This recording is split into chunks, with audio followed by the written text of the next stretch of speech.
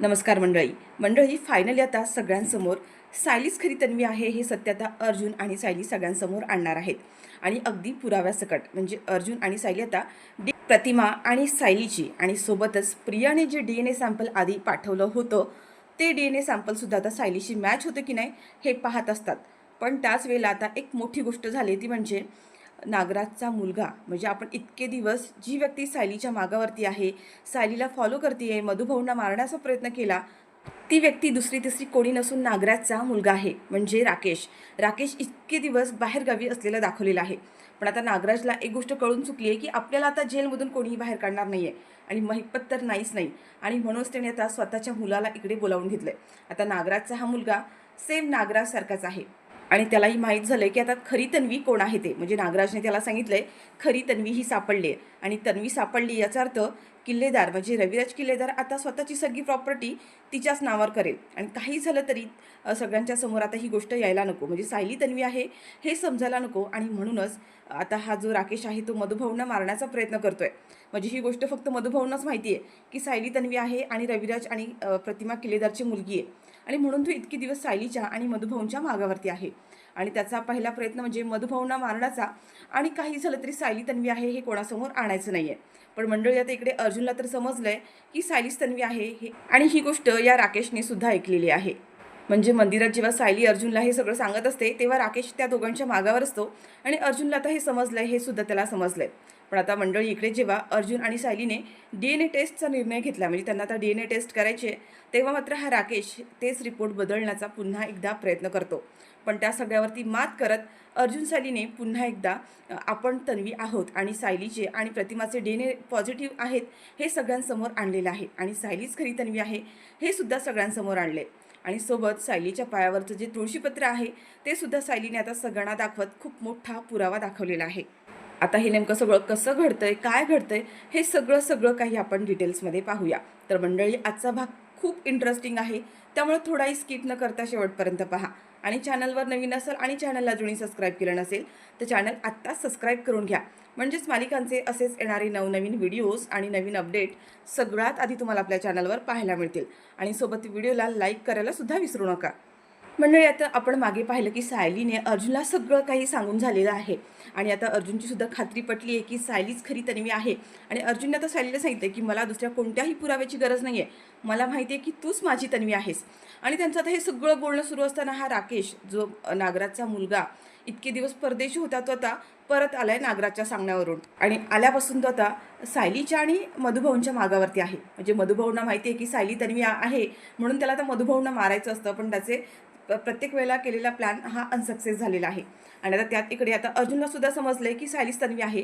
त्याच्यामुळे आता त्याचं असं झालेलं आहे की म्हणजे आपल्या हातातून आणखीन एक पत्ता निघून गेलाय. त्याच्यामुळे आता आपल्याला काहीतरी लवकरात लवकर काहीतरी करायला हवं आणि सगळ्यांपासून ही गोष्ट लपूनच राहिली पाहिजे.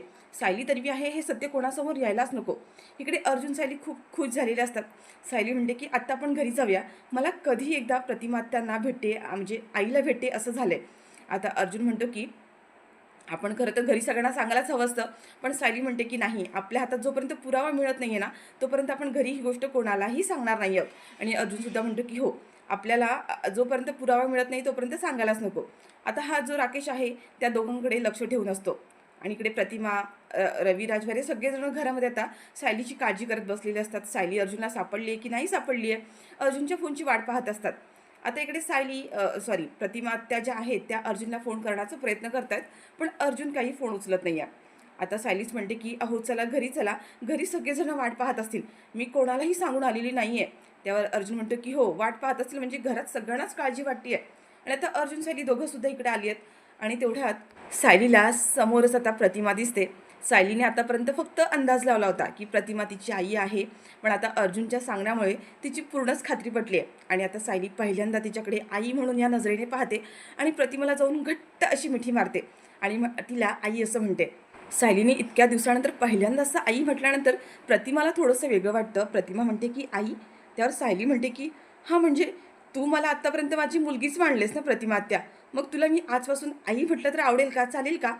प्रतिमा आत्या अगं म्हणते की का नाही आवडणार, चालेल मला, आई म्हणालीस काय आणि आत्या म्हणालीस काय, मला काहीही चालेल. आता सायली खुश झालेली असते कारण प्रतिमाने तिला आई म्हणण्याची परमिशन दिली आहे. आता सायली घरी आली म्हणून सगळेजण खुश आहेत, हॅप्पी आहेत. पण आता इकडे अर्जुन आणि सायली इकडे रूममध्ये असतात आणि सायली म्हणत असते की मी तन्वी आहे हे तर आपल्याला माहीत झालं आहे, पण मी कधी एकदा सगळ्यांना सांगते असं झाले, पण आपल्या हातात काही पुरावेच नाही आहेत. अर्जुन म्हणतो की आहे ना, आपल्याकडे एक पुरावा आहे. तुला आठवते का, जेव्हा आपण प्रतिमात्याची आणि प्रियाची DNA टेस्ट करायला दिली तेव्हा प्रियाने एक DNA सॅम्पल आणलं होतं आणि ते म्हणजे आपल्याला संशय होता की ते खरं तन्वीचं असेल, पण ते प्रियाने कुठून कसं आणलं ह्याची उत्तर आपल्याला सापडत नव्हती. पण आज कळतंय की ते DNA सॅम्पल नक्कीच तुझं असणार आहे. म्हणजे प्रियाने ते तुझं सॅम्पल कलेक्ट केलं असणार आहे. अर्जुन म्हणतो की आपण एक काम करूया, ते सॅम्पल माझ्याकडे आहे. आपण त्या DNA सॅम्पलची आणि तुझी एखादी DNA टेस्ट करून बघूया. जर ते सॅम्पल मॅच झालं तर ते तुझंच होतं आणि सोबतच प्रतिमात्याची आणि तुझीसुद्धा आपण DNA टेस्ट करून घेऊया. पण मंडळी, मला एवढं कळत नाही आहे की हे लोक DNA टेस्ट करण्याअगोदर अर्जुनला एक गोष्ट माहिती आहे की सायलीच्या पायावर तुळशीपत्राची खून, तन्वीच्या पायावर तुळशीपत्राची खून आहे. तर अर्जुनने लगेच तिच्या पायावर तुळशीपत्राची खून बघायला हवी होती, पण ते दाखवतच नाही आहे. तुळशीपत्र हा विषय त्यांनी क्लोज करून ठेवला आहे. बरं असो, आता अर्जुन सायलीने ठरवलं आहे की आपण DNA टेस्ट करायची, म्हणजे सायलीची आणि प्रतिमाची, आणि सोबत प्रियाने जे सॅम्पल जे आणलं होतं चोरून, त्या दोन्ही सॅम्पलची आता DNA टेस्ट करायचं आहे असं हे ठरवलं आहे. आणि तेव्हा सायली म्हणत असते की एकदा का DNA टेस्टचे रिपोर्ट आले की मिस रविराज काका आणि प्रतिमात्याची मुलगी आहे हे एकदा सिद्ध होईल. आता सायली जेव्हा असं म्हणत असते आणि तेवढ्यातच आता प्रतिमाची आतमध्ये एंट्री झालेली आहे. प्रतिमाने हे ऐकलंय आणि प्रतिमा म्हणते की सायली, तू काय बोलतेस हे? तू आता काय म्हणत होतीस? आता अर्जुन आणि सायली मात्र दोघंसुद्धा घाबरलेत. त्यावर सायली म्हणते की प्रतिमात्या, नाही आम्ही ते सहज बोलत होतो. प्रतिमात्या म्हणते की नाही नाही, तू आता काहीतरी म्हणत होतीस की एकदा का रिपोर्ट्स आले, कोणत्या रिपोर्ट्सबद्दल बोलत होतीस तू? आणि मग त्याच्यावरून कळणार की प्रतिमात्याची मुलगी वगैरे. नक्की तुमचं कशावरती बोलणं चालू होतं? तुम्ही अजूनही तन्वीच्या शोधात आहात का? आता प्रतिमाचा असा समज होतो की हे दोघं तन्वीच्या शोधात आहेत, पण तिला अजून हे कळलंच नाही की सायली तन्वी आहे ते. त्यावर आता सायली आणि अर्जुन प्रतिमाला समजवण्याचा प्रयत्न करत असतात. म्हणजे अर्जुन म्हणतो की प्रतिमा, त्या अगदी तसंच म्हणता येणार नाही आहे, पण रविराज काकाने सांगितले की तन्वीचा विषय या घरात नको, म्हणून आम्ही ठरवलं की हा तन्वीचा विषय कोणासमोरही न काढता खऱ्या तन्वीचा शोध घ्यायचा. सायली म्हणते की प्रतिमात्या, चालेल ना, तुम्हाला तुम्हाला राग नाही येणार ना? प्रतिमा सायलीच्या जवळ येते आणि म्हणते की छे ग, मला का राग येईल? खरं तर मला सुद्धा तन्वीला कधी भेटते, कधी माझी तन्वी सापडते, या गोष्टीबद्दल उत्सुकता आहेच. पण काय आहे ना, यांनी सगळ्यांना खडसावून सांगितलं की यापुढे या घरात तन्वीचा विषयसुद्धा काढायचा नाही आहे आणि म्हणूनच मला काही करता येत नाही आहे. पण हो, तुम्ही जर तन्वीचा शोध घेत असाल ना, तर माझा तुम्हा दोघांना पूर्ण पाठिंबा आणि सपोर्ट असणार आहे. आता एक वेळेला सायलीच्या मनात असं येतं की तिला जे वाटतंय ते प्रतिमात्याला सांगावं का? पण तिला असंही वाटतं की माझा जर आपला अंदाज जर चुकीचा निघाला तर प्रतिमात्यांना उगाचच त्रास होईल. आणि आता इकडे प्रतिमा जी आहे, तिने खरं तर सायलीसाठी खायला घेऊन आलेली असते. ती म्हणते की जाऊ दे, ते सगळं होईल तेव्हा होईल. मी तुझ्यासाठी तर काहीतरी खायला घेऊन आली आहे, ते खाऊन घे. प्रतिमाने आता जी खायला आणलेलं आहे ते सायलीला देत असते आणि सायलीने तिचा एक पाय फोल्ड करून ती वरती बसलेली असते. आणि प्रतिमा आता खायला देते तेव्हा तिने तिचे दोन्ही पाय सरळ करत असताना प्रतिमाचं लक्ष सायलीच्या तळपायावर जातं आणि सायलीच्या तळपायावर असलेलं तुळशीपत्र आता इथेच प्रतिमाने पाहिलेलं आहे. प्रतिमा म्हणते की सायलीच्या पायावर तुळशीपत्र, आणि तिला बघून ते आश्चर्यच वाटतं. ती सायलीला म्हणते की सायली, मला तुझा एकदा पाय पाहू दे. सायली म्हणते पण प्रतिमात्या का, काय झालं, काही झालं का? प्रतिमात्या म्हणते की नाही, मला तुझा तळपाय पाहायचा आहे. आणि प्रतिमा आता सायलीचा तळपाय पाहते तर तिच्या तळपायावरती तुळशीपत्र आहे आणि हे तुळशीपत्र आता अर्जुनने सुद्धा पाहिलं आहे. आणि आता अर्जुनची पूर्णच खात्री पटली आहे. म्हणजे अर्जुनला आधीच माहीत होतं की सायली तन्वी आहे आणि त्यात आता हे तुळशीपत्र, आणि त्यात आता ही प्रतिमाला पाहून सुद्धा हे कळतं की म्हणजे असं तुळशीपत्र सायलीच्या पायावरती होतं आणि हे तुझ्या कसं काय? त्यावर प्रतिमा म्हणते की सायली, तुझ्या पायावर ही खून केव्हापासून आहे? सायली म्हणते प्रतिमात्या, ही माझी जन्मखून आहे, असं मला मधुभाऊनी सांगितलं आहे. म्हणजे मी मधुभाऊला सापडले ना तेव्हापासून ही जन्मखून माझ्या पायावरच आहे, म्हणजे ती माझ्या जन्माचीच असणार आहे. पण आता प्रतिमाच्या मनात सुद्धा इकडे गोंधळ निर्माण होतो की अशीच खूण तन्वीच्या सुद्धा पायावर होती.